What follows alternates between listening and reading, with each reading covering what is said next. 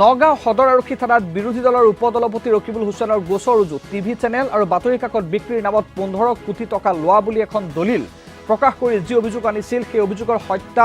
সত্য বিচাৰৰ বাবে এজাহাৰ দাখিল কৰিছে নগাঁও সদৰ আৰক্ষী থানাত ৰকিবুল হুছেইনে দলিলত চহী জাল কৰাৰ অভিযোগ ৰকিবুল হুছেইনৰ আৰু সোমবাৰে অনা অভিযোগ মতে গুৱাহাটীত ৰকিবুল হুছেইনৰ নামত আছে মুঠ 52 কথা মাটি সেই অভিযোগো আজি তেওঁ অস্বীকাৰ কৰিছে জিতু গোস্বামীৰ বেংক জালিয়াতিৰ ওপৰত পুনৰ সৰব হৈছে ৰকিবুল হুছেইন এজন বিজেপি নেতাৰ সম্পত্তিৰ পুনৰ তালিকাৰ কথা উল্লেখ কৰিলে ৰকিবুল হুছেইনে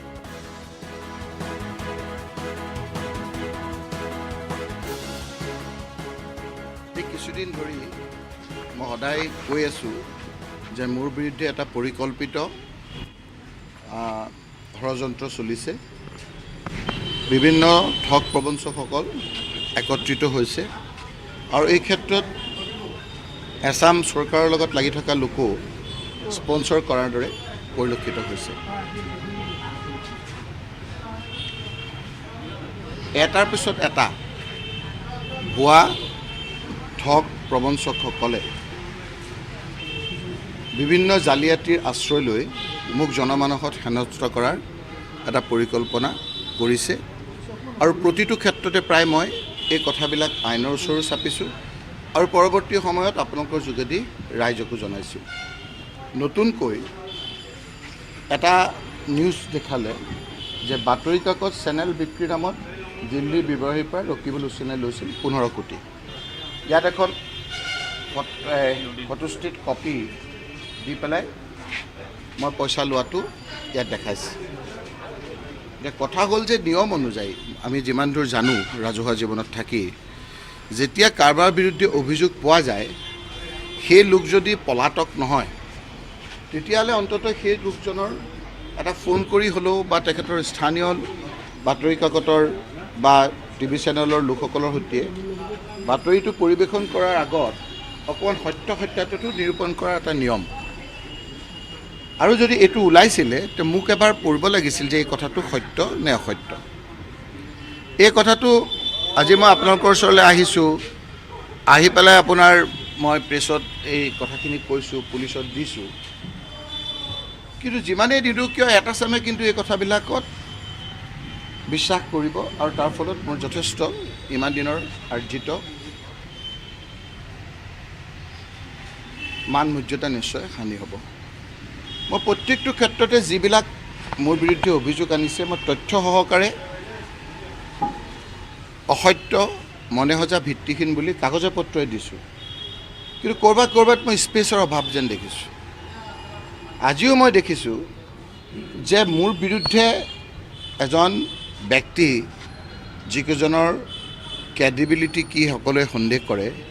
মই আজি ৰাইজৰ দ্বাৰা 4বাৰকৈ নিৰ্বাচিত এজন বিধায়ক কিছুদিনৰ কাৰণে মই মন্ত্ৰীও আছিলোঁ সেইজনৰ কথাবিলাক কিন্তু মই স্পেচটো নাপাওঁ যেনেধৰণে পাব লাগে কালি মোৰ বিৰুদ্ধে একে ডাঙৰ হৰফেৰে ওপৰত দিয়া গ'ল যে 15 কোটি টকা মই লৈছোঁ আজি সেইটোকে মই আজি ইয়াত প্ৰত্যাহ্বান জনাই এজাহাৰ দিছোঁ যে কাৰ পৰা লৈছোঁ কেতিয়া লৈছোঁ ক'ত লৈছোঁ কি ধৰণেৰে লৈছোঁ ইয়াত দিছে যে ডিমনিটাইজেশ্যনৰ পাছত মোক উকিলে কৈছে যদি হয় ডেট এটা দিছে ইয়াত 18 ছেপ্টেম্বৰ 2017 তেতিয়াতো 2 লাখ টকা মই কেছ ল'ব নোৱাৰোঁ 2 লাখৰ ওপৰত মই কেছ ল'ব নোৱাৰোঁ আৰু যদি কেছ লৈছোঁ চেকত লৈছোঁ তো এইটো বিষয়টো আপোনাৰ বেংকবিলাক আছে চেকতটো ওলাই যাব এটা লিমিট আছে প্ৰত্যেকটো বস্তুৰ ফ্ৰড এটা মানে লিমিট আছে আৰু এখন কাকত এনেকৈ ধৰণেৰে এটা প্ৰেছত এনেদৰে কথা বতৰাবিলাক পৰিৱেশন কৰাৰ আগত কিঞ্চিত মোক যদি এটা ফোনো কৰি এই কথাবিলাক জানিলেহেঁতেন তেতিয়া নিশ্চয় মই এই কথাবিলাক তেতিয়া ক'ব পাৰিলোহেঁতেন মই বাৰম্বাৰ আপোনালোকক কৈছোঁ যে এই কথাবিলাক অসত্য কনকক্টেড এইটো পুলিচৰ ভাষাত সেইবিলাকৰ ওপৰত বিভিন্ন ধৰণেৰে এটাৰ পিছত এটা মিছা অভিযোগ আনি মুখে নষ্ট কৰাত লাগিছে আৰু যিসকলে কৰিছে সেইসকলে একেবাৰে প্ৰথম পৃষ্ঠাত ঠাই পায় একেবাৰে প্ৰাইম ব্ৰিয়ত পাই আৰু মই তথ্য সহকাৰে দিয়া নিউজসমূহ ইমান মোৰ এই কথাবিলাকত যিমান প্ৰাধান্য পাব লাগিছিল মই ভাবিছোঁ পোৱা নাই তথাপি মই আজি আইনৰ ওচৰতে আহিছোঁ মই থানাত এজাহাৰ দিছোঁ যে যদি সঁচাকৈ মই এই চিঠি এনেকুৱা ধৰণৰ লিখিছোঁ, ইয়াত যদি টকা লৈছোঁ, আপোনালোকে কথাবিলাক ওলাই কোনে চিঠি দিছিল, কি কথা, ক'ত লৈছিলোঁ, গোটেইটো এটা তদন্ত কৰি বিচাৰ কৰিব। যোৱাকালিও আপোনাৰ প্ৰতি এটা অভিযোগ অনা হৈছে। দ্বিতীয়তে হ'ল যে এটাৰ পিছত এটা অভিযোগ। এতিয়া আকৌ নতুনকৈ আজি এটা আনিছে গুৱাহাটীত, নিত্য নতুন আপোনাৰ অভিযোগ আনিছে। এতিয়া আকৌ আনিছে, আপোনালোকে চাওক যে 20 স্থানত আছে ৰকিবুলৰ ভূ সম্পত্তি।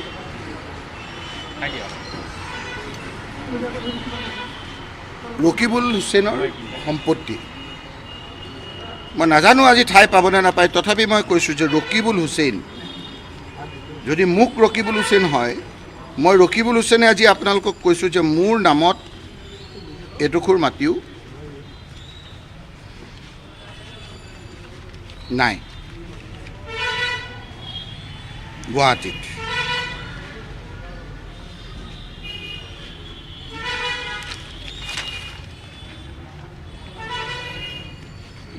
তাৰোপৰি আপোনালোকে চাওক যে আজি ইয়াত দিছে যে মই তেওঁৰ নামটো ল'ব নাপাওঁ, খোজা নাই।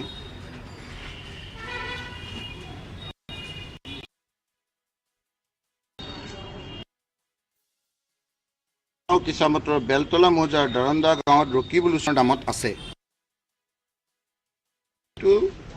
যে ৰকিবুল হুছেইনৰ নামত নাই, একো বস্তু তেনেকুৱা নাই। যিবিলাক আমাৰ পৰিয়ালৰ আছে সেইবিলাক মই বিধায়ক থকা অৱস্থাত, মই মন্ত্ৰী থকা অৱস্থাত প্ৰতি বছৰে আৰু ইলেকশ্যনৰ সময়ত মই ইলেকশ্যন কমিশ্যনত আৰু ইনকাম টেক্সত এইবাৰৰ যিখিনি আমি গোটেইখিনি দাখিল কৰিছোঁ। গতিকে এটা ৰকিবুল হুছেইনৰ আৰু এটা কথা মই আপোনালোকক কওঁ, যিজনে অভিযোগ আনিছে স্পষ্টকৈ মই আজি কৈছোঁ, আজি আপোনালোকক মই কৈছোঁ যে এইখিনি অকণমান ঠাই দিলে মই ভাল পাম চবেই, যে যিজনে মোৰ বিৰুদ্ধে অভিযোগ আনিছে তেওঁক চেনেলত মাতিছিল, তেওঁক ক'লে যে তেওঁক SP-য়ে যাব নিদিয়ে। মই নাজানো, এংকৰে ক'লে যে তেওঁক ক'লে যে SP-য়ে যাব নিদিয়ে। তাৰমানে SP-য়ে পেপাৰত দিবৰ কাৰণে দিছে, কিন্তু নিউজত মোৰ সন্মুখী যাবলৈ দিয়া নাই নেকি? কিমান ডাঙৰ কথা চাওকচোন। মোৰ সন্মুখত এইখিনি দি দিয়াহেঁতেন তেতিয়া ৰাইজেও ভাল পালেহেঁতেন, কথাটো স্পষ্ট হৈ গ'লহেঁতেন, হয় নাই? গতিকে কথাটো আপোনালোকে চাওক, আজি মোৰ নামত আছে কৈছে, মই কৈছোঁ মোৰ নামত নাই। এতিয়া ক'ব যে আপোনাৰ সম্পত্তিটো মোৰ। আত্মীয়ও মই আপোনালোকক কৈছোঁ যে যি আপোনাৰ এই নগাঁৱৰ গালিব মনছুৰ হাজৰিকা আৰু আমাৰ যিটো মটৰছ আছাতুছ মছদৰ কথা কৈছে, মই তথ্য সহকাৰে এতিয়া স্পেচ পাই নে নাপায়তো মই নাজানো, মোৰতো উঠে নে নুঠে। যদি তেওঁলোকৰ নিজৰ কষ্টৰ বলত এইখিনি কৰাটো নহয়, মই যদি কিঞ্চিত পৰিমাণে ইয়াৰ যদি জড়িত, তেতিয়াহ'লে মোৰ বিৰুদ্ধে তদন্ত হয়। কিন্তু কোনটো কথা জানে, যিটো অট্টালিকা গোটেই অসমৰ ৰাইজে মোৰ বুলি দেখিছে, সেইটো নগাঁও স্পৰ্টছ ক্লাবৰ ভাড়াতীয়া ঘৰ, যিখন একেবাৰে ডাঙৰ আপোনাৰ একেবাৰে অট্টালিকা দেখুৱাই পেলাই এখন মেডিকেলৰ দোকান আছে বুলি দেখাইছে। সেইখন হ'ল নগাঁও ৰাইজে জানে বেপ্টিষ্ট খ্ৰীষ্টিয়ান, আপোনালোকে জানে খ্ৰীষ্টানী মিছনেৰী ভাড়াতীয়া ঘৰ,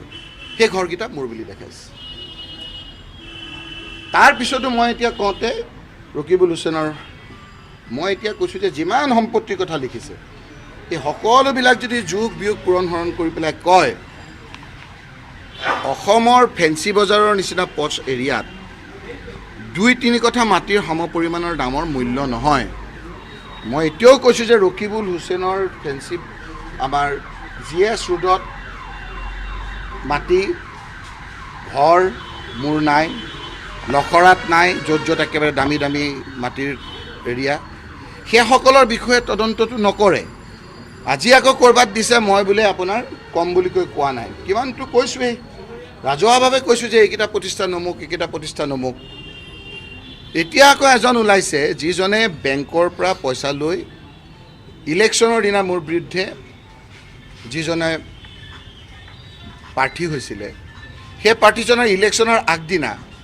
তেওঁ অন্ততঃ 2000-4000 ভোট কমা। সেইটো এটা কাৰণ হ'ল যে চামগুৰি ৰাইজে জানিব পাৰিলে যে যিজন প্ৰাৰ্থী মোৰ বিৰুদ্ধে আহিছে সেইজন এজন ফ্ৰড, সেইজন বেংকৰ জালিয়াতিত নিজৰ পত্নী নিজৰ মাকৰ নামত জালিয়াতি কৰি বেংকত ফলছ কাগজ দি পেলাই তেওঁৰ সম্পত্তি বাজেয়াপ্ত কৰাৰ ৰাজহুৱা জাননী আহিছে আৰু সেইজনৰকে ডাঙৰ ডাঙৰ সৰফৰে আজি বিভিন্ন ঠাই পাইছে মোৰবিলাক নাই সেইজন পলাতক আসামী বিজেপিত জইন কৰাৰ পিছত আজি তেওঁ একেবাৰে সৰব আমাৰ ইয়াত বেংকৰ জালিয়াতি কৰাজনক নীৰৱ মোদী ইয়াৰ বাহিৰত গৈছে আৰু ইয়াৰ এজন বিজেপিক জইন কৰি সৰব মোদী আজি চাৰ্কেট হাউচত ভৰি তুলি একেবাৰে তেওঁৰ আপোনাৰ চৰকাৰী আবেষ্টিৰ মাজত থাকি ডাঙৰ ডাঙৰ তেওঁৰ কথা সেইজন তেওঁ আজি কৈছে যে ঋণমুক্ত মই শুনা নাই আপোনালোকে ঋণমুক্ত সেইটো এতিয়া ইনকুৱাৰী হ'বনে নহয় আজি নিৰ্বাচনৰ আগত কোটি কোটি টকা যিজনে আত্মসাৎ কৰা বুলি ৰাজহুৱাভাৱে বেংকে জাননী দিছিল অন্য নহয় বেংকে এনেকৈ ডাঙৰ কৰি এডভাৰটাইজমেণ্ট দি পেলাই জাননী দিছিলে সেইজনে একদম ফিতাহী মাৰি এই 2 বছৰ নহওঁতেই এই নিকা চৰকাৰ শূন্য সহনীলতা চৰকাৰে কৈছে তেওঁ বোলে ঋণমুক্ত ডাঙৰ কথা ঋণমুক্ত তেওঁ তাৰমানে এইকেইটা দিনৰ ভিতৰত ইমান তেওঁ উপাৰ্জন কৰিলে ঋণ টিন দি এতিয়া পৰিষ্কাৰ তাৰপিছত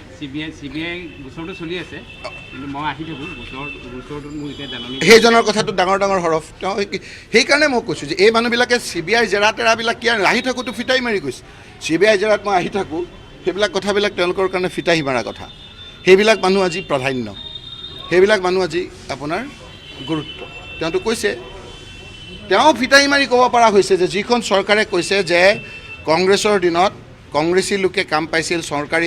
চৰকাৰক হস্তক্ষেপ কৰিছিল তেওঁ আজি ফিতাহী মাৰি আজি কাকতত ওলাইছে যে মই মাতাটো হয় মই হেডমাষ্টাৰ আৰু মই গভৰ্ণিং বডি মাতাটো হয় ইমিডিয়েটলি এৰেষ্ট কৰিব লাগে তাৰপিছত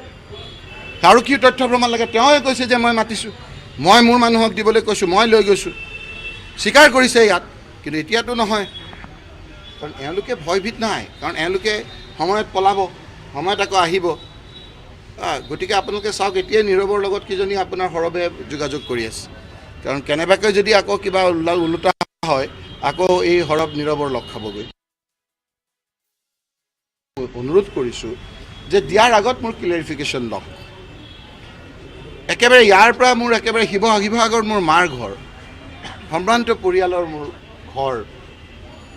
তাত মোৰ নামত মাটি নাই তাৰপিছতো কৈছে ৰকিবুল হুছেইনৰ শিৱসাগৰত মাটি মোৰ মাৰ মোৰ পৰিয়ালৰ অজস্ৰ সম্পত্তি সেইবিলাক যদি এতিয়া মোৰ বুলি কয় কিন্তু মোৰ নামত কৈছে মোৰ নামত নাই মোৰ পৰিয়ালটো যিটো আমাৰ দেখুৱাব আমাৰ যিটো পৰিয়াল সেই পৰিয়ালত যিখিনি আছে মই আপোনাৰ একেবাৰে ৰাজহুৱাভাৱে ইনকাম টেক্সত শ্ব' কৰিছোঁ তাৰপিছতো এটাকৈ অকল এইখনে নহয় মই আৰু আপোনালোকে এতিয়া ঠাই দিয়ে নে নিদিয়ে মই নাজানো তেওঁৰ চিঠিত দিছিলে সেই চিঠিবিলাকৰ কিন্তু ইনকুৱাৰী কি হৈছে মই নাজানো তেওঁৱে চিঠিত লিখিছিলে প্ৰথম চিঠি দ্বিতীয় চিঠি কিবা কিবি দি আছে ডাঙৰ ডাঙৰ হৰফেৰে ওলাই আছে তেওঁৰ চিঠিতে দিছিলে মই আপোনাক চাওঁ তেওঁৰ চিঠি এখন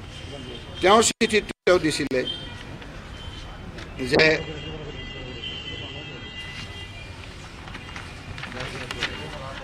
একেখিনি কথাকে যে তেওঁ এখন চিঠি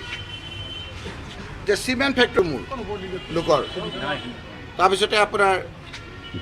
এই BMW Series 5 70 লাখ টকাৰ গাড়ী এইবিলাক ইনকুৱাৰী কৰিবলৈ আৰু কি আছে আপোনাৰ গাড়ীখন যদি মই নাম্বাৰ প্লেট নোলোৱাকৈ যদি মই ঘূৰি ফুৰিছোঁ তেতিয়াহে হ'ব যদি এটা মিছা সকলো মিছা আৰু যদি সঁচা কাগজবিলাক তেওঁ দিলে হ'ল এতিয়া কথা হ'ল যে তেওঁ যদি সঁচাকৈ মই স্পষ্টভাৱে আজি আপোনালোকক কৈছোঁ নোলালেতো আকৌ আপোনালোকক অলপ ৰখি লওঁ নেকি অলপ ৰখি লৈছোঁ আপোনালোকে ৰখাই দিলে কথাখিনি পাহৰি গ'লোঁ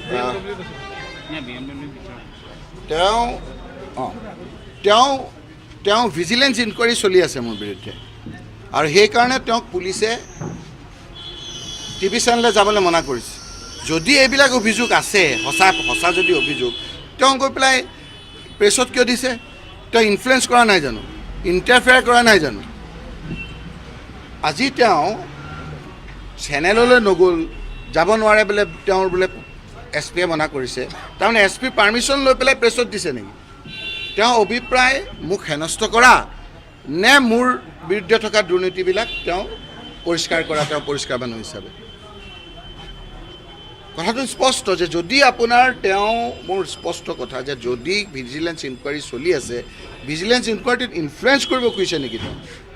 তেওঁৰ ভাষাৰে যদি তেওঁ প্ৰেছত যাব নোৱাৰে মোৰ বিৰুদ্ধে,